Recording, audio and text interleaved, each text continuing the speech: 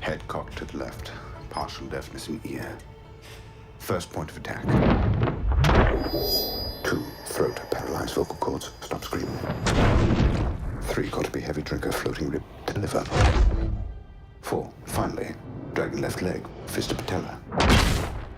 Summary prognosis, conscious in 90 seconds, martial efficacy, quarter of an hour at best, full faculty recovery, unlikely.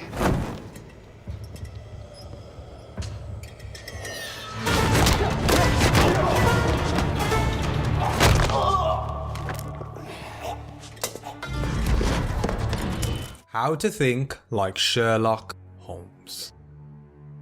Now, Sherlock Holmes is a character that is a solid staple in British culture and is an icon that is loved throughout the world. Created by Sir Arthur Doyle in 1887, Sherlock Holmes has gone on to become one of the greatest figures in TV and movie history. The private detective, alongside his witty sidekick of Dr. Watson, has captivated audience from all across the world, fascinated by the mind-boggling cases the pair endure, and also the mind-blowing process of how Sherlock thinks and solves cases. And in this video, what I'm going to be diving into is the process that Sherlock takes in order to solve problems, how he is able to take on a case with seemingly no solution and solve it in a matter of minutes. Because even though you may not be solving murder cases every day, you will, however, face a large number of problems throughout your life, whether that's in work or your personal life. But by having a strategic process that you can lean on in times of need, will allow you to overcome a lot of the challenges that you face.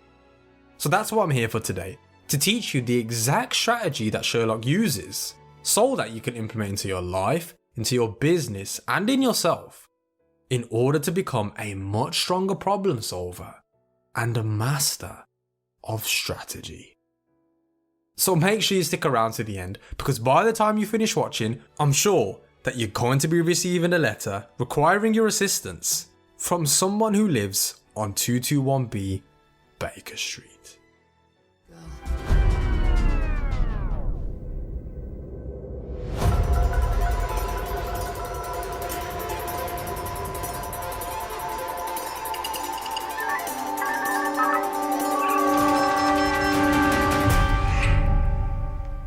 There's a margin of error, but I'm pretty sure there's a 747 leaving Heathrow tomorrow at 6:30 in the evening for Baltimore. Apparently it's going to save the world. Not sure how that could be true, but give me a moment. I've only been in the case for 8 seconds. So how can we think like Sherlock Holmes? What can we take from his radical thought process in order to help us solve problems much more easier?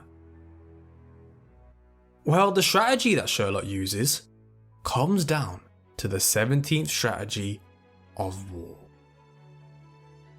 Defeat them in detail. The divide and conquer strategy. When you look at your enemies, do not be intimidated by their appearance. Instead, look at the parts that make up the whole. By separating the parts and sowing dissension and division from within, you can weaken and bring down even the most formidable foe. In setting up your attack, work on their minds to create internal conflict. Look for the joints and links, the things that connect people in a group or connect one group to another. Division is weakness, and the joints are the weakest part of any structure. When you are facing troubles or enemies, turn a large problem into small, eminently defeatable parts. Now, there's a term out there that I would like to use to describe Sherlock's thought process, which is to defeat in detail. This term is a reference to a military strategy used by great generals in order to defeat an army that is much larger than your own. The concept of the strategy is to spread your troops across multiple fronts at first, causing your much larger opponent to do the same. But then as your opponent is spreading out his forces and dividing up his troops, you then, however, unite your troops into a much larger force and then concentrate your forces by attacking at one single point. Preferably the one point that is the weakest. Because your forces outnumber the now much smaller opponent, your chances of victory are greatly increased. Then once you've defeated that small segment, you can then unite with more troops to take on the next segment of troops, gradually compounding your size and strength, knocking out all of your opponents one by one, until there are no more left. And this is exactly how Sherlock approaches solving problems. Whether that's him being against a physical enemy or trying to solve a case. When you first hear about a case that Sherlock is trying to solve, at a first glance, it seems that it is massive and virtually unsolvable. Most people would just give up at the first sight of it because of its monumental complexity and intimidating size. But that's the difference between a normal person and Sherlock Holmes.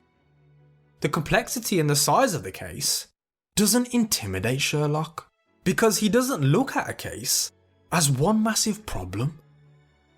He separates a problem into much smaller parts, where he can then concentrate his forces at the weakest potential point. After solving that one small problem, he then gains more momentum and builds up more information from that point to tackle the second smaller problem, which he can do with much more ease as he's already solved the previous one.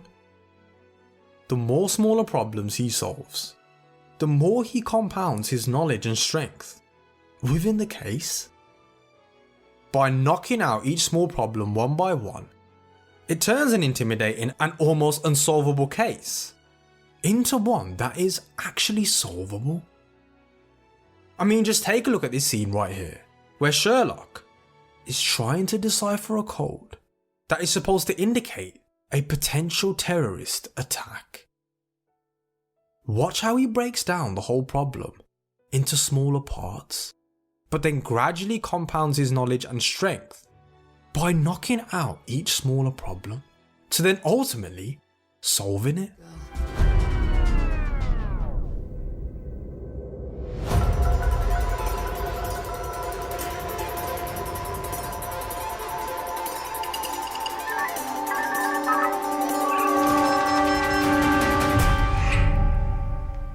There's a margin for error, but I'm pretty sure there's a 747 leaving Heathrow tomorrow at 6:30 in the evening for Baltimore. Apparently it's going to save the world. Not sure how that could be true, but give me a moment. I've only been in the case for 8 seconds.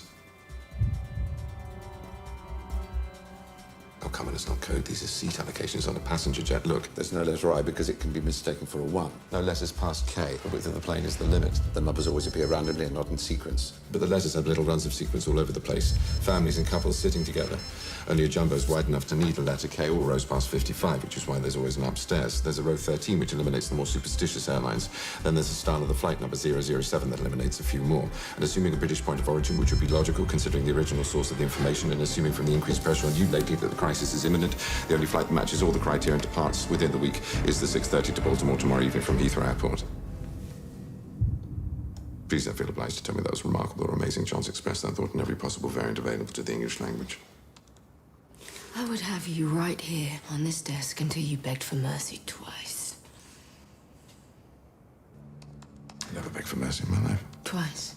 You see what I mean? It all started by breaking down the problem and isolating them into much smaller parts. Isolation means weakness, hence making the problem more formidable. He then concentrates his forces on the weakest part, i.e. in this case the code. Once he solved the code, one small problem killed off, he then uses the strength, the momentum, and knowledge gained from solving that problem to tackle the next one, to where ultimately he solves the case. We can see another example of this when it comes to Robert Downey Jr.'s version of Sherlock Holmes, to when facing an actual physical enemy. This mustn't register on an emotional level. First, distract target. Then block his blind jab. Counter with cross to left cheek. Discombobulate. Dazed, will attempt wild haymaker. Employ elbow block. And body shot. Block feral left. Weaken right jaw. Now fracture. Break cracked ribs. Traumatize solar plexus. Dislocate jaw entirely.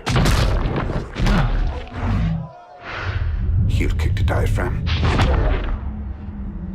In summary, ears ringing, jaw fractured, 3 ribs cracked, 4 broken, diaphragm hemorrhaging. Physical recovery 6 weeks. Full psychological recovery 6 months. Capacity to spit it back of head neutralized.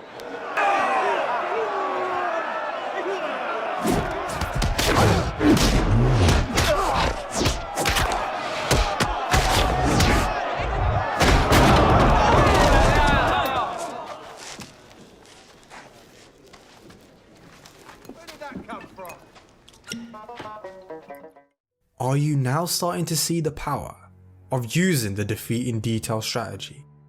It essentially is divide and conquer, dividing the initial seemingly impossible problem into much more smaller and easier to tackle problems, to where one by one you concentrate your forces at the weakest point and then swiftly move and kill them off one by one, gaining strength and momentum as you go. Picture it like a battlefield. You wouldn't charge your much smaller army against a much larger one head on. Your best bet is to divide the larger united army into much smaller segments. The reason why Sherlock is able to tackle such hard problems is, yes, he does have crazy genetics and he is practically a natural born genius, but even so, he still uses a strategy that anyone can use, and that is to defeat in detail. If you let the complexity of a situation confuse you and either hesitate or lash out without thought, you will lose all mental control, which will only add to the momentum of the negative force coming at you. But by dividing up the issue at hand, placing yourself in a central position, and killing off your problems one by one, that is what is going to allow you to think more like Sherlock Holmes.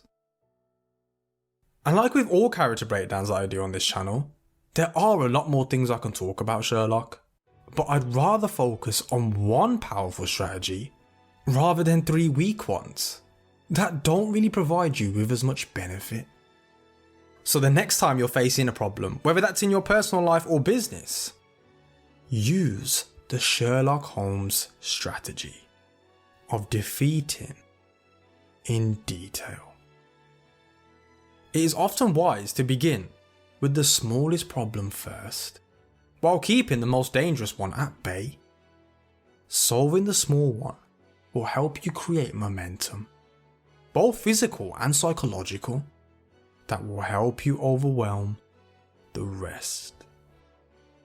And that's how to think and solve problems like Sherlock Holmes. Back off, back off! To which the barman says, "May I push in your stool?" Right, you're out. Until next time, Big Joe. Always a pleasure, Mr. Holmes. And Kevin, you're here, Lestrade. I'd almost run out of jokes. You know, in another life, you'd have made an excellent criminal. Yes, and you, sir, an excellent policeman. Tomsky. Thank you. So if you like this video, make sure you smash that like button and leave a comment below on what your thoughts and feelings are about Sherlock. Comment some of your favourite moments of him and let me know what other character breakdowns would you like to see next. And if you are new to the channel, welcome to the channel, and to all our loyal subscribers, we are glad you are here. We do some of the best character breakdowns on the whole of YouTube, and we aim to produce at least one high quality animated video per week. So make sure you subscribe so you don't miss out on any golden knowledge. I'll see you soon.